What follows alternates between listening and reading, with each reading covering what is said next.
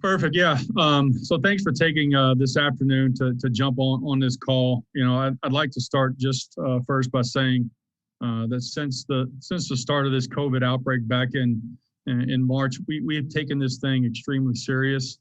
We say it all the time that the health and the safety of our players, our coaches, our staff, their families, all of that is the most important thing. If you go back to March when that initial outbreak started, that was kind of a time when pro days were going on. Our scouts were on the road, and we pulled them off the road and we sent those guys home.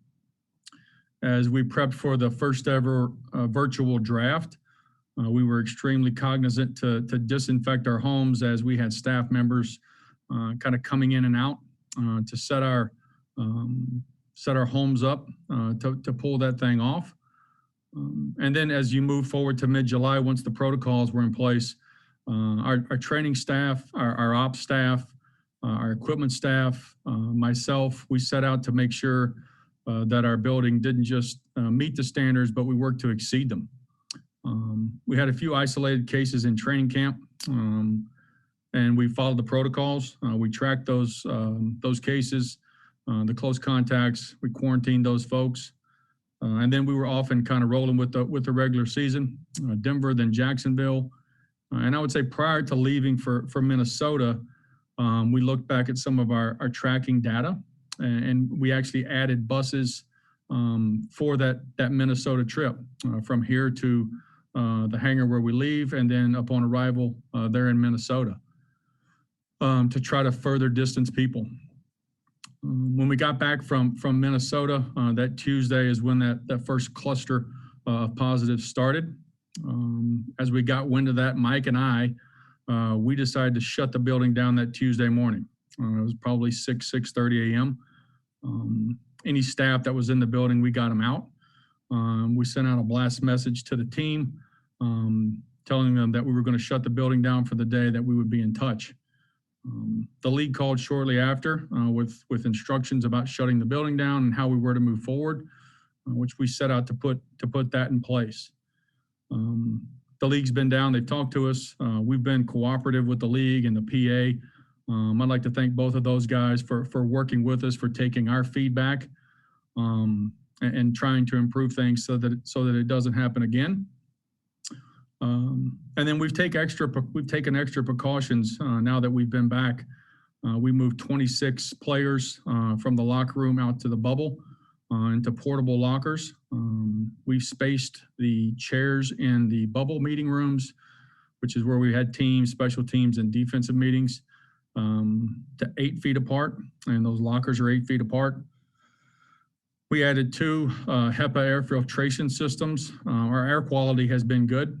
The measurements there, but we added 2 HEPA air filtration systems, one to the locker room, one to our cafeteria. And there's no congregating in the cafeteria now. It's all grab and go. There's no tables. There's no chairs. All these things, they weren't asked of us, but we tried to go above and beyond, again, to try to make our environment more safe. I think as most of you know, this football team, our organization, how important it is to me. I harken back to my first press conference in January of 2016. I'm extremely grateful for the opportunity that Amy and her family have given me to lead this football team, and I'm passionate that we do things the right way. There's not a whole lot that's important to me. Good Lord above, my family, and this football team. That's about it. And as many of you know, I have a personal stake in this thing. My oldest daughter, Taylor, has several autoimmune issues that she faces, and we try to do everything we can to protect her and keep her safe, because exposing her to this it would be really, really serious for her. We're going to stay diligent in our approach, remain dedicated in our approach, and committed to abiding by the protocols that are in place. I'm proud of our football team and the mindset that we've had during this time to stay focused, to continue to prepare and their ability to stay engaged and focused on playing pro football. So that's kind of my opening remarks, and I'm happy to take some questions here from you guys. Teron? Yeah, good to see you, John. When everything happened, when everything happened that Saturday, with Coach Bowen tested positive, I mean, I would imagine there weren't many protocols in place. How did you go about navigating that and being careful that you didn't overexpose? I know you mentioned the buses, but how do you manage a situation that doesn't have protocols and then to turn around and have that be considered one of the things that was a quote unquote violation? Well, I think that when we got wind that that Coach Bowen had tested positive, we went to the contact tracing data, and there weren't, the numbers weren't high enough from a time standpoint to really alert anything, and those people that he had come in contact with, they were there was nobody had symptoms. So we moved forward, and then once we got back from Minnesota, we started to try to work with the league on trying to gather some information. The feedback that we provided, hopefully led to the enhanced protocols that came out last week. Jim? John, I guess what's the challenge been like of putting together a game day roster, taking in COVID availability questions, practice squad availability questions, and how is that looking for tomorrow? Yeah, I mean, I think, Jim, that has been a challenge. I think that's one of the reasons for, the expanded practice squad roster. We tell those guys all the time, and we have told them, you never know when your number is going to be called. But certainly kind of in this environment of pro football with what we're dealing with, those guys have got to stay ready. They've got to stay vigilant. And we're trying to clear some of those guys. We've been able to clear a couple guys who had tested early on to come back. And we'll see kind of how it goes tomorrow with roster moves that we've got to make to get 48 guys out there. Teresa? John, your explanation and all the moves that you all have made to try to deal with this beforehand and with the ensuing outbreak, how frustrating is it, though, to hear people want to slam you guys and see high punishments handed down to you when you're dealing with something in the midst of a pandemic? How guilty are you? Well, we haven't had any punishment yet, but it has been frustrating. And I've tried, I haven't looked at all the stuff that's out there. I'm sure it's probably not nice. That's not a world I try to live in. I try to stay focused on, like I said, this football team and making sure that we try to get better and we keep everybody safe. And it's a challenge. I mean, it really is a challenge to work through with, myself and Coach Vrabel, and looking at that phone at 3:30 in the morning. Hadn't been a lot of sleep had, and then working through it as we get the information and working with the league and the PA to get, again, we've been extremely transparent with both groups with our situation as they try to piece things together, so that we can put some things in place that this doesn't happen again. Eric? Hey, John, I was just hoping maybe you could clear up part of the timeline a little bit. The facility closes on the 29th there. At what point did the league tell you that players should not be gathering, obviously not at the facility, but also outside of it? Yeah, that was, again, we're still under the, they're still looking at all that, but there was communication Tuesday morning and then follow-up communication on Wednesday. And then there was another communication on Thursday and Friday. So I'd say it's been pretty daily, over the last 7 or 8 days. But that initial conversation was Tuesday morning, again, after we had already closed the building, and then kind of a follow-up on how to proceed Wednesday. John? Yeah, John, I guess just to follow on that. So, I guess specifically the Wednesday workout, was that done after the league had told players not to gather? Yeah, again, with the investigation and nothing's final yet, John, not to be dodgy here, but I can't really get into all the details until, the league and the PA make their final determination. But I would say that we were transparent with the league, with everything. The league has talked to all of our players and all of our coaches, certainly me, and we're continuing to work through and awaiting kind of the direction there. Buck? Hey, John. Yeah, I guess what's something you know now about COVID after having worked through this whole thing with your team and your coaching staff and some of the staffers? What's something you know now about COVID that maybe you didn't know 2 weeks ago when this thing kind of started to spiral? Yeah, Buck, unfortunately, I have been extremely educated in COVID over the last 10 days. I think the one thing that's has been somewhat eye-opening is the incubation period of the disease, and how some people they will show or their test will come up positive without symptoms fairly quickly with a potential close contact, and other guys it takes longer for that test to show positive, and there's no symptoms. So it's an extremely unpredictable disease. Certainly, I don't envy the doctors and the epidemiologists that are working through this thing and trying to figure it out. I've got a ton of respect for them, have had a ton of respect for them, and a newfound respect for what they're trying to do to help protect our country and our globe. Corey? Hey, John, glad everyone's well. With 3 weeks of the league getting through clean and daily testing, do you think that everyone around the league may have gotten a little too comfortable in the situation? Yeah, I mean, possibly, Corey. That's a good question. I think that's with anything. It's when you're faced with some adversity, sometimes that's a reminder. Certainly in a pandemic situation, but there's a lot of things in life too that you kind of take for granted, or you maybe don't focus on quite as much. And we've tried to continue to bring attention and stay focused on the protocols and adhering to those protocols. Paul?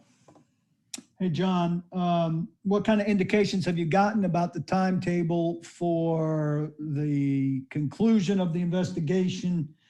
And did your operation abide by the mask wearing protocols to the degree it should have during this whole thing? Yeah, Paul, thanks. Yeah, we really haven't gotten any indication or direction from a timeline standpoint on when we're going to hear the kind of the final conclusion there on what the findings were.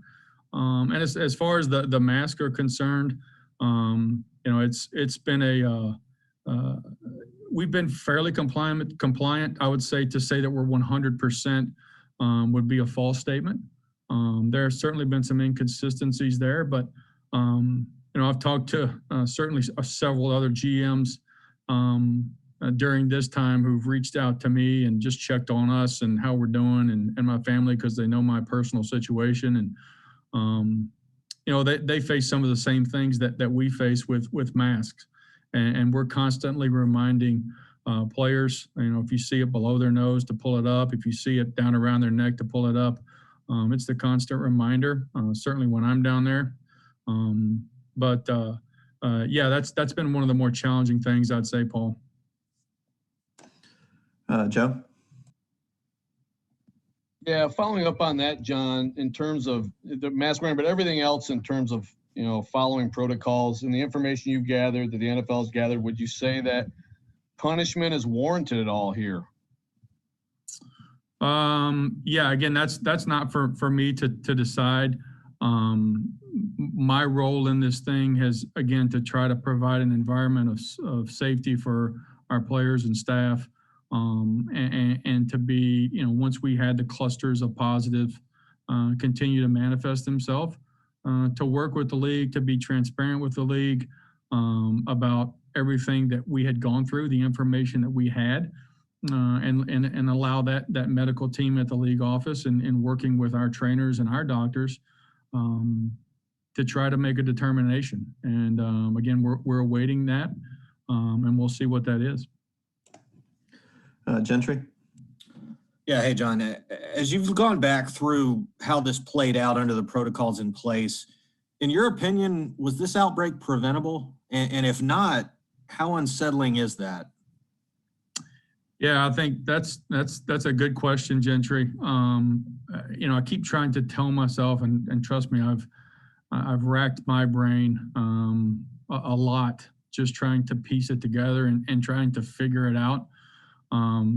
But I keep coming back and telling myself we're dealing with a microscopic bug that has found its way into a lot of people, certainly in our country and globally, and has affected some gravely, and others have had no symptoms or minimal issues. And we don't know how it's going to affect us, but all it takes is a small window of opportunity, it seems, for this thing to find its way in and have an impact. Terry? John, do you feel like that in going through this, that the organization was unlucky, or maybe had some episodes where you didn't follow the protocols precisely, or maybe expose some of the flaws that were in the league's protocol with this? Yeah, I think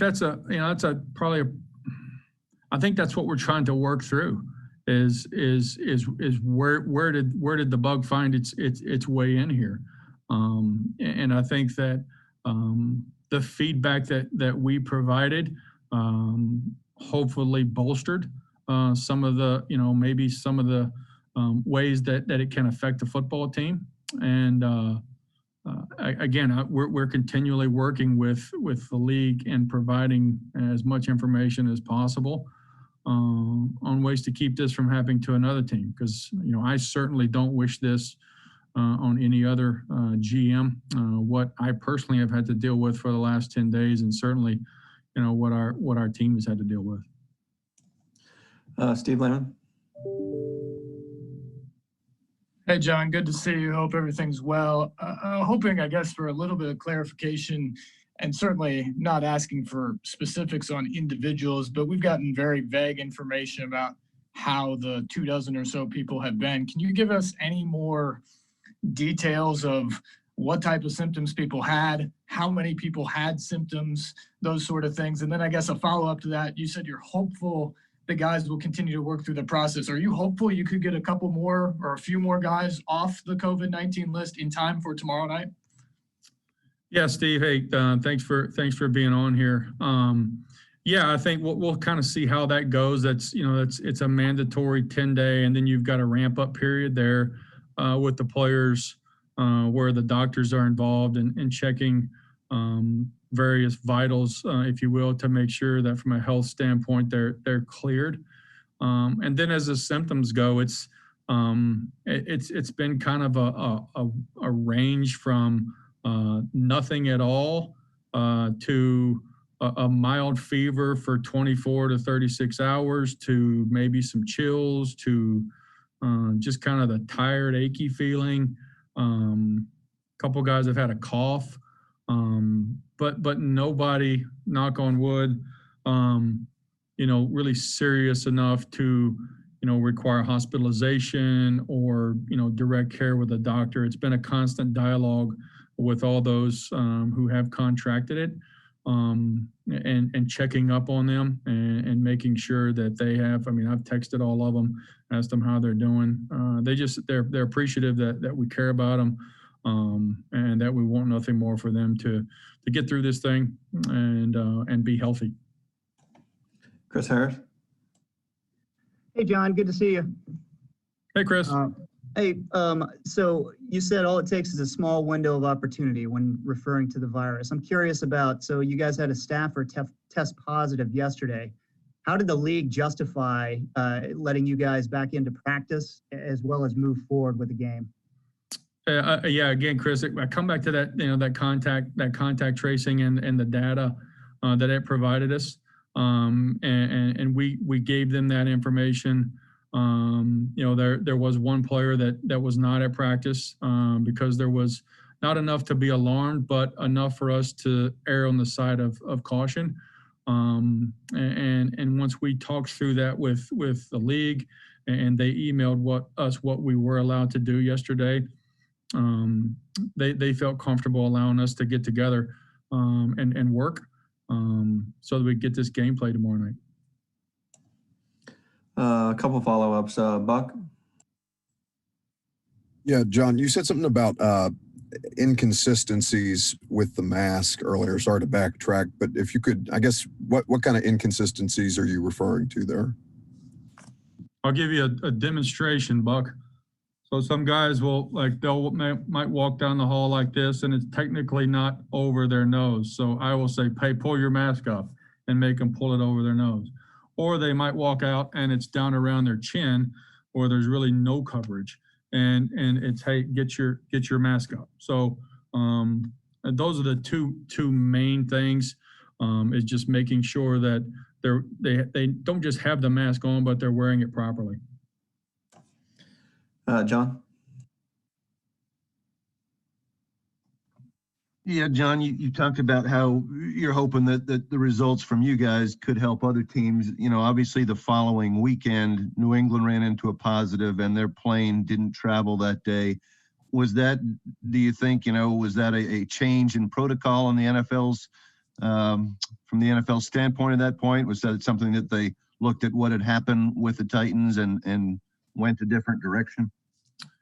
Yeah, that's a good question, John. It's, I think that probably on the heels of our clusters of guys testing positive, probably, again, this is just me assuming, wanted to err on the side of caution, but that would be a better question for the league probably, and their mindset on the steps that they took for that game. Corey? John, you talked about the frustration, but I know you're a proud guy who cares about this organization deeply. How much does it bother you when someone questions your integrity? That's a good question, Corey. I think people that know me around the league and that I have respect for, they know that we try to do things the right way. As I said earlier, there's three things that I care about: the good Lord above, my family, and this football team, and that's it. I don't really care about anything else. I can't golf. I'm not patient enough to fish. I love football, my family, and doing things the right way. And I feel like that's what I have tried to do. I feel like that's what I've done. I feel like that's what we've done. And that's the type of guy I am. Steve Lemon? John, also with the staffers for tomorrow night, coaching wise, do you have any feel on what you'll be operating wise from a coaching perspective tomorrow night? Yeah, I think we'll be able to get some guys back. We still may be without a couple, but I think that that window of 10 days and the symptoms have subsided, or they weren't symptomatic, that our doctors will clear those guys to return. Paul?